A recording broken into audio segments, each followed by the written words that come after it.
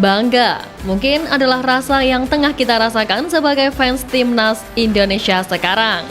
Gimana enggak, skuad Garuda saat ini dalam misi besar di round ketiga untuk membawa Indonesia lolos ke Piala Dunia. Masuk sebagai tim yang tak diunggulkan, nyatanya tim Merah Putih mampu membuat kejutan dengan menahan imbang dua tim raksasa Asia, Arab, dan Australia. Bisa dibilang tahun 2024 menjadi tahun tercerah bagi Indonesia, mulai dari lolos 16 besar Piala Asia, lolos semifinal Piala Asia U23, lolos round ketiga kualifikasi Piala Dunia hingga sukses menahan imbang dua tim langganan Piala Dunia, tentunya menjadi hal yang patut untuk dibanggakan. Nah, nasib apik Indonesia ini justru berbanding terbalik dengan apa yang terjadi pada sepak bola negara tetangga yakni Malaysia di tahun ini. Malaysia harus terus mengalami kegagalan-kegagalan sejak awal tahun, mulai dari mereka tampil di Piala Asia. Berada satu grup dengan Korea Selatan, Yordania, dan Bahrain, Harimau Malai harus jadi juru kunci di grup E. Nah, dari situlah timnas Malaysia terus merosot sampai akhirnya mereka buat turnamen sendiri di FIFA Matchday kemarin dan sukses meraih juara. Tapi tetap saja itu semua belum cukup bila melihat keberhasilan Indonesia yang bisa menahan imbang dua langganan Piala Dunia. Belum lagi adanya tambahan amunisi berkualitas dalam diri Sirgers dan Eliano Reinders. Ditambah lagi kini posisi ranking skuad Garuda yang telah menyalip Harimau Malaya tentunya membuat mereka makin ketar-ketir.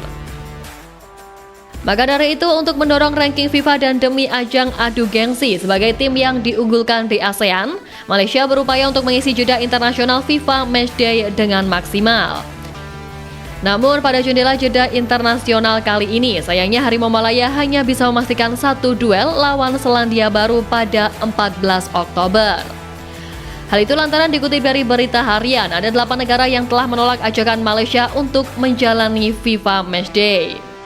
Beberapa negara yang menolak tawaran uji coba tersebut diantaranya adalah Kepulauan Solomon, Fiji, Tahiti, Kaledonia Baru, Vanuatu, dan Papua Nugini.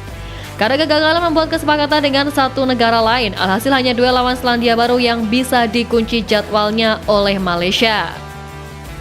Karena itulah Malaysia berencana mencari lawan dari zona Oseania lainnya sehingga perjalanan tim bisa berlangsung dalam satu rangkaian.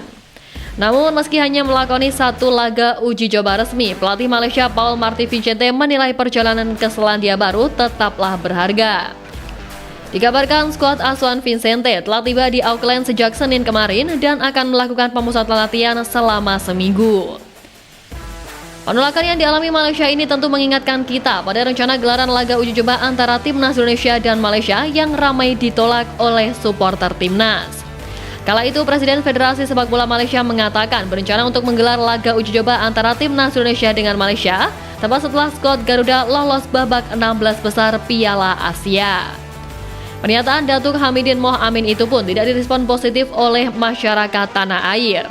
Mereka dengan tegas menolak laga ini digelar sebagai rasa balas dendam mereka atas keangkuhan Malaysia tahun lalu. Ingatan publik masih melekat pada pernyataan Moh Firdaus Mohamed yang mengundang Thailand dan Vietnam ke Piala Merdeka 2023 dengan alasan kedua tim tersebut sudah sanggup bersaing di level Asia berbeda dengan timnas Indonesia. Saat itu Malaysia memang sedikit unggul dalam ranking FIFA, namun kalimatnya bagaikan cambuk bagi Garuda untuk bangkit dan membuktikan diri. Dan terbukti Indonesia bersama Thailand malah menjadi dua negara Asia Tenggara yang lolos ke babak 16 besar Piala Asia 2023, sementara Malaysia dan Vietnam harus menelan pil pahit tersingkir dari fase grup. Bahkan lihat saja sekarang gimana nasib Malaysia. Ya, Malaysia harusnya sekarang tahu dan sadar bahwa Indonesia bukan lagi tim yang bisa mereka anggap remeh. Kok Malaysia, pelatih Bahrain dan Cina yang satu grup di babak ketiga kualifikasi Piala Dunia aja nggak mau anggap remeh tim asuhan Sintayong? Dua pelatih lawan itu mengakui betapa menakutkannya timnas Indonesia saat ini. Banyaknya pemain grade A yang memperkuat skuad Garuda membuat Dragan Talajic dan Branko Ivankovic enggan untuk memandang sebelah mata tim Indonesia. Talajic bahkan menepis komentar yang menyebut Indonesia asuhan Sintayong bisa dengan mudah dikalahkan oleh timnya. Tak hanya dirinya, seluruh pemain timnas Bahrain pun menganggap laga melawan Indonesia sebagai pertandingan yang bakal sulit dilakoni.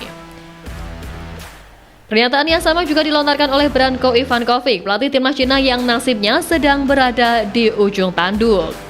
Ya, nasib Ivankovic sebagai pelatih timnas Cina jadi pertanyaan besar usai 2 kekalahan yang dialami di pertandingan sebelumnya.